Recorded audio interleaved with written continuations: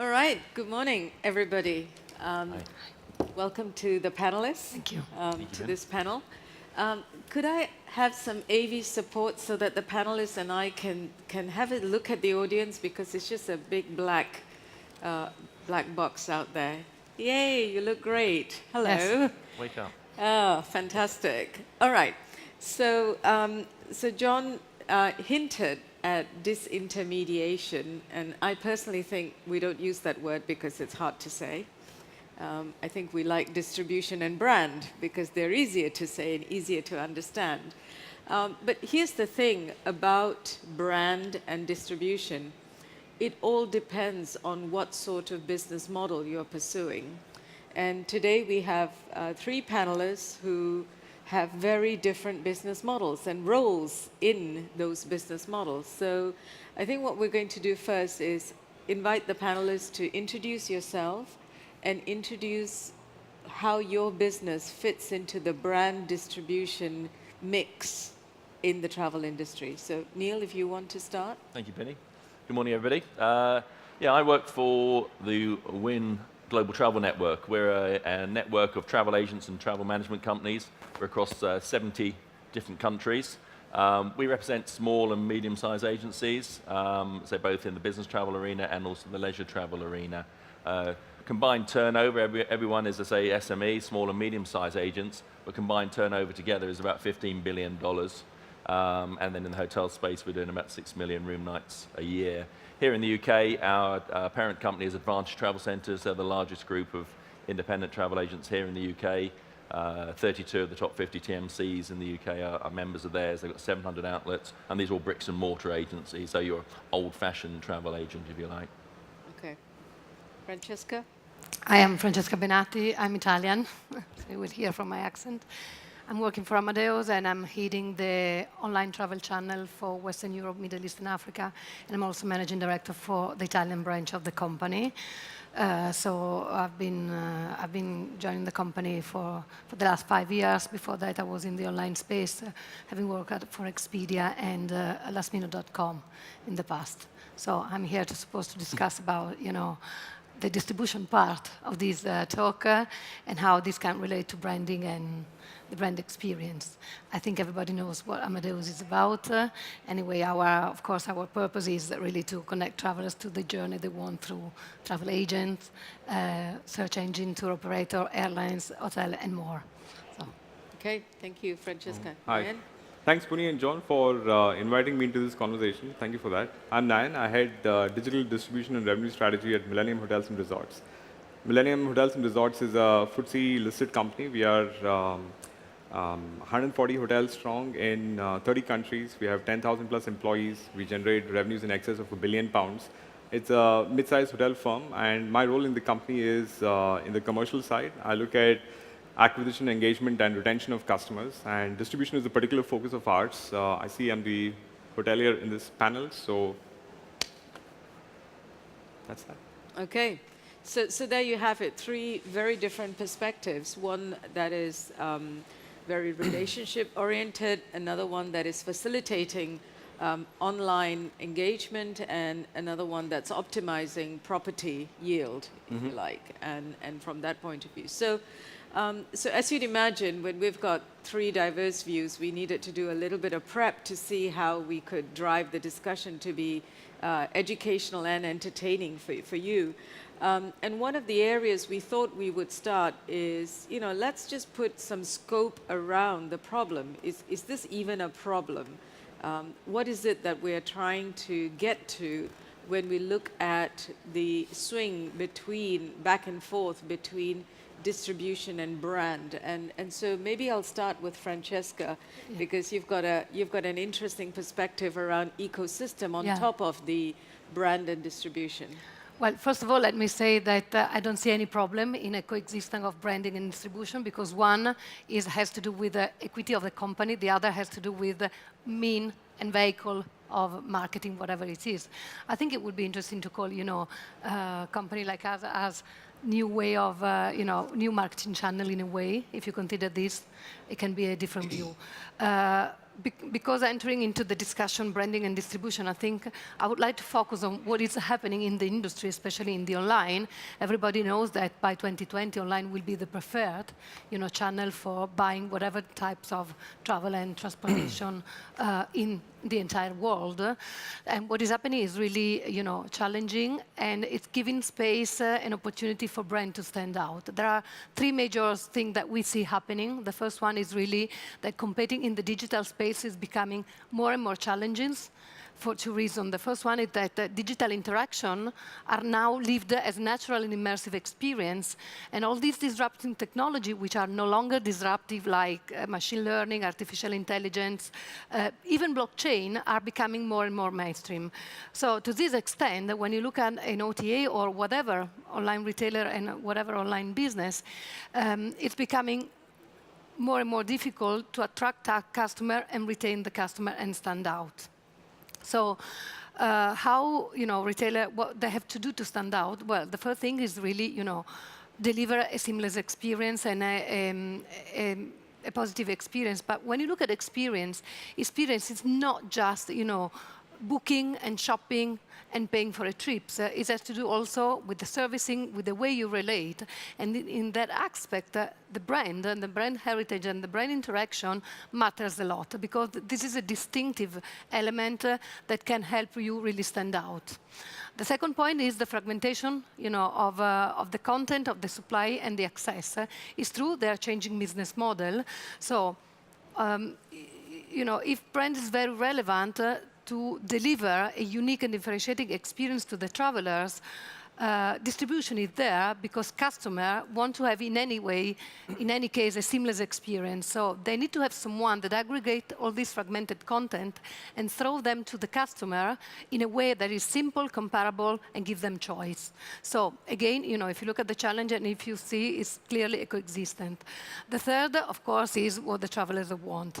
Of course, technology and distribution are means for brand and company to deliver this experience. So I would never see, a company avoiding to invest in brand with all the value that are behind, but at the same time, they need distribution to get scale and reach. Okay. So this is a little bit my view. All right. Neil, do you subscribe to the ecosystem approach, and how does the travel agent play in this ecosystem environment? Yeah, I think with any ecosystem, it's about having a symbiotic relationship. A butterfly needs a flower, and the bird needs a flower, and it all comes together. And I think we're sitting in an ecosystem, a travel ecosystem. I think Francesca summed it up very well there. Technology sits at the heart of that, and there's different elements which come off that. Travel agent being one of those from where we sit. I think the challenge that we've seen is that with the advent of the web, I think the rulebook was ripped up a little bit, and then you had the rise of the OTAs and the bed banks and the online players. And I think what we've seen is almost like a re-education of the supplier from where we sit, saying, well, actually, we're still adding value. We're not trying to get in the way of your brand. We're trying to support your brand. Book through us, and you can still use your loyalty cards. You can use your loyalty schemes, and you can actually be supportive of you as the customer and be supportive of you as the supplier. So we kind of sit in that middle piece, and we want to work with the brands to help in that way. So what we've seen is that re-education, actually recognise the value that we can bring in knowing the customer to help bring them to you. Okay, very good. Nayan, in the yield business, when you're trying to optimize return on properties, which do you focus on more, distribution, brand, and how do you see that changing as supplier education becomes better? Yeah, it's a good question. And I look at distribution similar terms, but slightly differently as the end user of distribution in this sense, from the business side. Distribution is a combination of marketing and technology, right? So marketing these days is taking the forward, not technology, and that's good. That's a good thing, because technology is an enabler, not really a proxy for marketing itself. And MHI invests heavily into its distribution platform because it gives us the opportunity to reach new markets, audiences, opportunities. It also acts as a force multiplier for our sales reach. Being a mid-sized hotel firm, we work very closely with Win to be able to extend our reach there. But distribution also comes with cost. From the MHR perspective, cost from distribution, which is the main way of acquiring customers for us. People don't walk into hotels anymore as much as they used to. Well, the cost of distribution is second only to the cost of payroll. So you can understand how impactful this is for the industry. There's some things that we've done to take away the emotion from the cost argument. We've looked at the quality of the channels that we work with, understood the sustainability of these channels, and therefore now we know what is sustainable, what's not for us in the long term. So cost is not an emotional argument, it's more a question of the business's abilities or lack thereof. Disintermediation was a good point that got picked out, and slightly different views here. I don't actually think that distribution causes disintermediation. I think it's a lack of commercial strategy that causes disintermediation. If we don't have control over what we want to sell, where we want to sell it, and what way do we want to be positioned and marketed content-wise and rate-wise, then I think disintermediation and distribution are often the bogeyman of the industry, but not quite so. If you have a proper commercial strategy, then it's good. One interesting point I want to kind of get to the conversation, and certainly to the audience too, would be that think of the changes in distribution in the last few years, right? Think of mobile. Mobile wasn't important. It is very important now. We touched upon the need for acquiring customers that way. If you don't have a strong platform, it means we won't get customers. So is distribution, this is a new distribution point, is this about profit improvement or is it about profit protection? Well, if we've invested money into mobile, apps, technology, marketing and everything else, but I don't see the mobile customer paying me a higher rate, or I don't see the higher booking value coming from the mobile customer than, let's say, the good old desktop chap or lady. So I would say that for us as a business, it's a question of looking at distribution as, in relation to profit. I'm agnostic to, in most times, where I get the bookings from. I'm only connected to the booking quality and the sustainability of those bookings. That's the enlightened hotelier perspective. Not so a couple of years back, but definitely so now. Okay. I'd like to get the audience ready to, ask any questions. If you want to, there are people with microphones roving around. We'll probably do one more round of host-generated questions, and then we'll come to you. What I'd like to do is, we heard from Greg just now on several things that are opportunities to serve the better connected traveler. And I wanted to apply some of the things we discussed in the prep call as it relates to the earlier presentation, gives the audience some more tangible examples to get their arms around.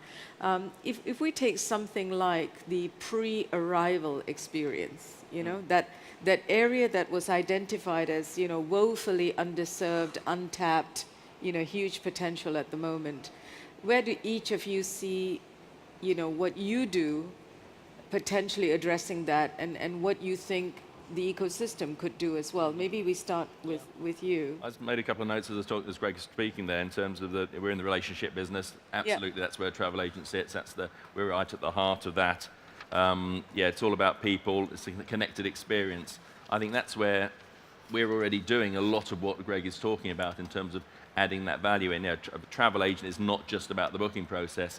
It's about the full itinerary management. It's everything from getting to the airport, parking at the airport, insurance. It's about access to lounges. It's only then you get on the flight. It's only then you get to the other end. You got in the cab, then you're in the hotel. So we are managing that whole experience as well. And then you then take that into the business travel arena, into the travel management company arena, and then it's the duty of care while that client's away. And then it's the reporting back afterwards, so the data management, and it's also the central payment system.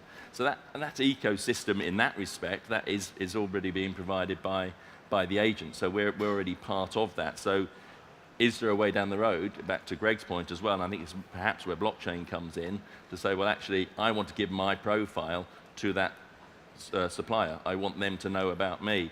I don't want that client, that supplier to know. I know that I want that supplier to know. So I think that's where the agent is already sitting on that information, and again, that's part of the education process I was talking about before, in terms of providing that to the supplier, making them realise that we have the ear of the customer, we have the understanding of that customer, that they want to stay in room 316, for example, and that they do want champagne on arrival but don't want the fruit. You know, it's those sort of things that we can already know and can provide down the line. Okay. GDPR provided. GDPR provided, of course. Yeah, for sure. Committed. Well, the same applies for the flight sector, because if you consider flight search, which is an important part of the pre-trip experiences, of course, the way consumer search continue to change according to the way customers change. So, if you look at a traveler, what they want is super fast result, accurate, bookable, and relevant. So at Amadeus, what we are doing, of course, we have, launched several years ago our search portfolio. But to example, we use artificial intelligence and machine learning to drive two key performances. One is really, to segment customer. I was really, struck when Greg spoke about, him not being recognized in his dual soul of being a leisure customer when he traveled with his family, or when he traveled during the week as a businessman.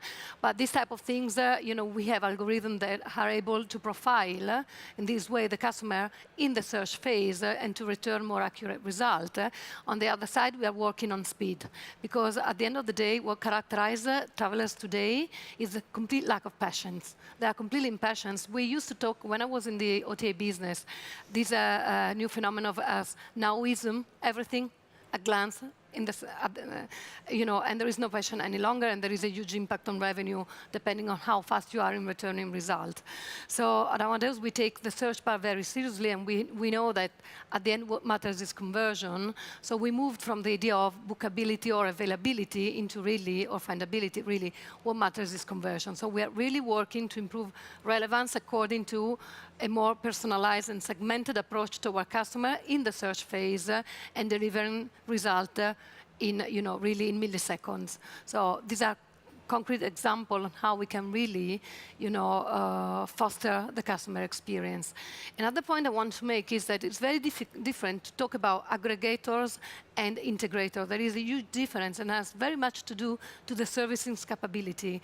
And this is what matters at the end of the day, because it's easy to aggregate the content. It's much more difficult to aggregate the content in a way that provides additional services for the post-trips, for the in-trips, or the for pre-trip, when you have different needs that you want to be accomplished.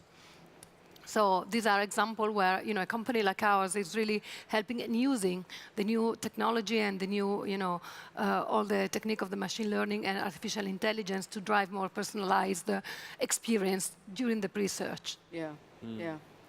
Nayan, what role do you see for your properties in the pre-arrival personalization opportunity? Yeah. So obviously, experience is hugely important for hotels. It makes or breaks the hotel experience of it, and therefore our profitability. But I see distribution, in equal terms as my colleagues here. I also look at distribution as, what is it about, right? It's about presence, and presence is broadly two parts. Yeah, I mean, we can talk about presence in terms of quality of presence and also the footprint. So the question becomes, are we in all of the 194 countries in the world? I think it's 194. Are we in all of the 194 countries in the world? And are we equally present in all of them? Is our offering localized and customized to cater to the audience's experience requirements? So pre-arrival, the search part of it, the whole dreaming phase, it plays into that part. I think what the industry requires, certainly on my side, is some sort of a revolution, because where we are is a status quo. Things like distributed technology, I mean, there's one term for it called blockchain. Distributed technology is important, allows for B2C connections better. I think experiences can flow through that in a more seamless way.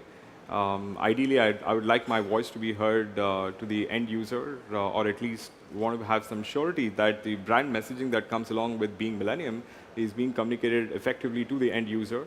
And therefore, anybody would say that a direct relationship is better than an indirect one. within limits. I also think that AI and ML will play a huge part. We talked about data earlier. I mean, GDPR is actually a good thing. I'm a marketer. I'm in the business of creating experiences, and now I know what the playing field looks like. I can just focus on what my primary role is, which is creating the right customer experiences. AI and ML is, we spoke about AI and ML. I mean, if you think about AI and ML, I think they will go mainstream just the way cloud has in the hospitality industry.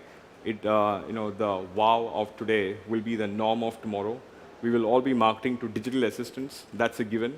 So experiences have to be taken one step backwards, right? So we're not talking about creating experiences for just humans. We're also talking about creating experiences for the assistants that assist the humans. So that's another dimension to the conversation. Important one, and things that Millennium takes seriously. So we're investing part of our attention on making sure that our TripAdvisor ratings and the usual stuff is good, but also on seeing where the innovation is taking the industry and what we should be doing to cater for that need. Okay. All right. It's getting complicated, as Ma said on Sunday. One of the issues with distribution and brand that we've heard come through is that the traveler wants it all. They want the very personalized experience at the price point that is available through much more efficient distribution. That's really the crux of it. And for those of you who were here yesterday morning when the first keynote, we heard about the role that social channels are playing in influencing the traveler, influencing their expectations about service levels, but also influencing what they think of a brand or what they think about what good distribution experience should look like. And in fact, Greg earlier also talked about, percentage of travelers who will share both negative and positive experiences online. Now, of course, as an analyst, John and I are industry analysts, and we track technology adoption in multiple industries. And one of the most important factors in exploiting technology is that you yourself as a supplier or as a provider need to know how it works, how it feels, how effective it can be. Can I have a show of hands here? How many of you personally use the social channels that your travelers are likely to be using? Oh, really? Yeah, because they're travelers as well. Okay, that's good. It's great. But this is a very important factor in terms of thinking about what distribution feels like to the traveler when they're making a choice, and what the brand needs to do to survive being filtered through multiple layers potentially of handling, even digital assistance. That's a layer of handling before the final traveler gets there. So have a think about that, because we've got some things to talk about. Let me go to the audience here, and maybe while people are putting their hands up, yes, we've got a couple of people with microphones. Please don't be shy. The panel is incredibly qualified. But John, maybe we could have a time check. How long do we have for the panel? 8.5 minutes, 27. Sorry? 2 more questions. Okay. So I'd have one question. Given the distribution landscape is changing, how are you managing your rates? And for the next year, how much of your revenue or how much are you planning to spend on more technology? Oh, very tactical. Yes. All right. I think, Nayan, you have to go first. Yeah, sure. Part of my job spec is that I manage the revenue strategy for the organization, and it's connected to, and it's a very good question, right? So quality of the bookings, average booking value has a huge impact on our profitability. So we do look at channels. We bias our approach to channels based on profitability and sustainability. So yes, absolutely. Rate parity checks are a big thing in our industry. The question is, are we looking in the right spaces? Are we looking at rate parity from a geography perspective? Because OTAs have gotten a lot more smarter in how they bypass the usual hotel checks. you know, shopping on private networks, closed user groups that allows us to see if our rates are being filtered unauthorized is also hugely important for us and impactful too. So yes, from a pricing standpoint, pricing is impacted by two things on our side. One is the sentiment scores. Our what they think about us has an impact on our pricing. And the second part is how good or bad our rate parity spread is in the market. That also has a bearing on this, because ultimately, what we want to do is acquire the customer. We're not competing with the OTAs. We're competing with other hotel brands. We're competing with ourselves to improve the experience of our customers on our properties. So we look at rate in that spread. Technology spend in distribution, really good question. Distribution technology has gotten democratized. There are hundreds of companies that we can see outside, just outside this conference room, that are into distribution technology. It's not a niche market anymore, it's a commodity market. The question is simply, are hoteliers smart enough to pick up the challenge and work with the industry, the technology side, to be able to implement these forms of distributed technology? There are a few partners of ours in this audience. I can call out Apurva from RateGain, who works here, who works extensively with us on distribution technology. And this is beneficial. It's what we do with it that matters. And expenditure on distribution technology next year is definitely on the up. And it's been growing for the last few years. And it's actually good that it's growing for the last 2 years, because distribution is no longer an IT spend. Distribution is a marketing spend. And we look upon distribution as return on investment basis now. It's not the same as buying laptops. It's more about delivering a quality service to our customers from throughout the dream to the conversion phase, all of it. So yeah, I'm happy that distribution is no longer in IT. It's more on the marketing side. Expenditure is up, and I'm happy that it is up. Our focus on pricing is also very keen. I'm happy that it's also very keen. I'm pretty sure I speak for the industry when I say what I've just said. Okay. Francesca, how does that translate in? Well, first of all, let me say that in reality, content provider come through us, whatever the integrator is, either Amadeus or anybody else, because they want us to aggregate and deliver scale, to traveler worldwide. So in reality, however the content is consumed, it doesn't really matter in reality once it is aggregated. Considering, one of the big changes in the distribution, in the airline distribution, which is, what's happening around NDC, at the end of the day, NDC is a technological protocol. So in reality, for us, the technology discussion should be separated by the commercial discussion. So as a technology provider, we provide the technology for every company, being airlines, being hotel chain, for them to deliver and to distribute their content the way they want. How they get money from is something that is related to every, airlines or chains revenue strategy. It's true that in these days, especially, there is some tendency of mixing, new way of distributing through technology to change business model that proven to be work. Of course, as an aggregator, we continue to believe that indirect distribution is one of the most effective. And probably, if you consider it really well, and this is a provocation, one of the cheapest distribution, marketing channel in a way, if you compare to the CPC channel and compared to a GDS, you get paid only when you have a lead. So it's very efficient. So really, we have really an agnostic position. We are a technological provider. We provide the technology to aggregate content. How this is going to be consumed and the business model behind is up to each, revenue management strategy. So we are very, relaxed in that way. Not relaxed, but we don't really need and think that we have to change business model or commercial model just because we introduce new technology. There are two separate things. Yeah, and she's right in what she's saying.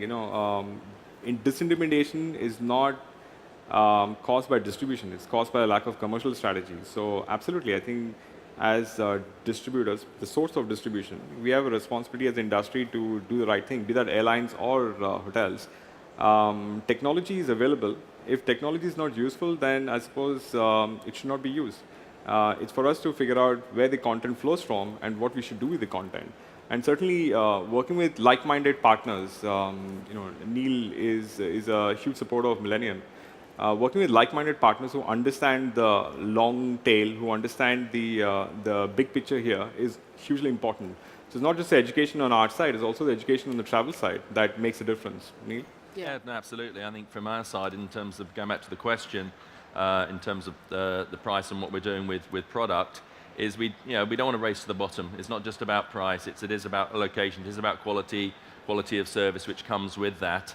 So we want to be compared, not to the bottom price. Yeah, price is important. We can't get away from that. But we're just trying to flip it on its head. What are our suppliers looking for? Well, actually, they want people staying in higher room categories. You get more money from that. What do our clients want? Well, they want free internet. They want breakfast, things like that included, as opposed to having to pay another $25 for this or another £25 for that. So we're talking to our hotel partners about a slightly different model, if you like. So it's not just about the bare price. And I think Greg touched on it earlier when he was saying he's happy to be upgraded. So how can we get that at the point of sale as opposed to wait till it's arriving at the hotel? So that's one of the things we're doing with price. On the question of technology, interesting, technology, how much do you invest in technology as a technology company? But we invest, Exactly. massive amount Massive, of money. massive amount. From our side, we've got a head of innovation, and we're looking at technology because we're, say, an international group of travel agents, travel management companies. We're looking at self-booking tools. We're looking at expense management tools, data management tools, and so on. The idea being that we have a fairly disparate and wide membership, anything from £1 million turnover up to £250 million turnover. So what we've got to make sure is we've got the right product for our members. So we're bringing that product, and we're talking to a lot of product providers here at World Travel Market and ITB and other events, making sure we've got the right product for our agents to be able to participate and compete, and obviously working closely with our GDS partners as well. Okay, I can see the signal that we're almost up to time. So let me just take a minute to summarize what I think we have been discussing. First of all, disintermediation is a consequence of lack of commercial strategy. That I think was very, very clear. The second is when you're thinking about the mix and your role in an ecosystem and how much of your own distribution, how much third-party aggregation, your brand value, you need to think about the metrics that you're going to be using. I think Francesca said that very clearly. It's fantastic to have vanity metrics like, mind share and traffic and impressions, but really at the end of the day, it's possibly conversion that's going to be the most important one to look at. How much business are you actually closing, and what is it costing you to close that business? And in relation to cost and investment, thinking about technology as a silo is probably not going to get you the right benefits. The technology needs to be helping you achieve one of your business functions, and that means there could be a trade-off between investing in other things versus technology. So you need to look at them as a total. And highly related to that is education, whether it's supplier education, customer education, your own education. And my personal favorite is embrace all the channels that your travelers are going to be using, because unless you've walked in their shoes, you're not going to know how to anticipate how to help them. So with that, please join me in thanking our fabulous panel, Nayan, Francesca, and Neil. Thank you, and we'll see you soon. And thank you very much. yeah. I think I will steal one as well.